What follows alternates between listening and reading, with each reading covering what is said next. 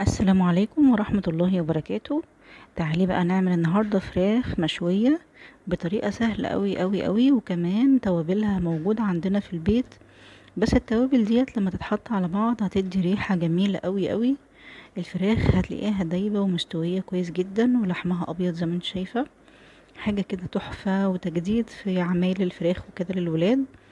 تعالي بقى نشوف عملنا الحاجات الحلوة دي ازاي.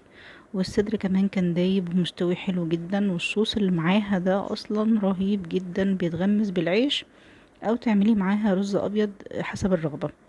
اول حاجة هنجيب فرخة، يعني على حسب الوزن اللي انت بتحبيه.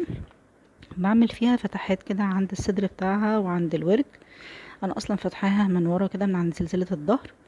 وابتدي بقى احضر التوابل بتاعتي اللي هي ملح وفلفل اسود بابريكا 7 بهارات توم بودرة بصل بودرة مرقة دجاج، وكمان شوية قرفة وشوية كركم مع ورقتين لورا كده واتنين حبهان.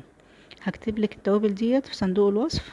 وتعالي نخلطهم على بعض ونقسمهم على نصين. هقولك نقسمهم ليه. ادي النص الاولاني بتاعنا حطينا عليه حوالي ربع كوباية زيت. زيت علشان يمشيلي التوابل كده في بعضها، وكمان تلزق مني على الفرخة لما اجي اتبلها. الفرخة بتاعتي اصلا مغسولة كويس جدا، منقوعة في محلول النقع اللي قلنا عليه قبل كده في فيديو. وهبتدي ان انا احط التتبيلة بتاعتي كويس قوي في كل حتة في الفرخة. قطعيها التقطيعة اللي تعجبك، يعني لو عايزة تقطعيها مثلا 8 4 براحتك خالص. التقطيع مش اجباري، براحتك زي حسب رغبتك. وتعالي بقى حطي التتبيلة الجميلة دي اللي اصلا ريحتها قلبت البيت. كانت جميلة جدا. النص التاني من التتبيلة انا عملت بصلة جوانح كده وفلفل الوان وطماطمية صغيرة، وحطيت عليهم نص التوابل التاني. هبتدي بقى ان انا اقلبهم في بعض كويس قوي، طبعا على البارد، يعني ني في ني.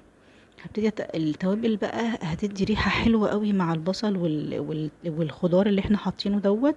وهحط عليه الفرخة بتاعتي اللي انا تبلتها وسبتها شوية، قيمة مثلا ساعة كده ولا حاجة، تاخد وتدي مع التوابل. ورصيتها في الصينية بتاعتي. الله على جمالها. ممكن تسويها بطريقتين: فوق على البوتاجاز، بعد كده تاخد وش تحت الشواية، او تحطيها من الاول في الفرن بس تغطيها بورق الومنيوم فويل وتسيبيها حوالي ساعة ونص في الفرن. عايزة اقولك ان انا كنت مستعجلة بس طلعت تحفة تحفة تحفة. جربيها.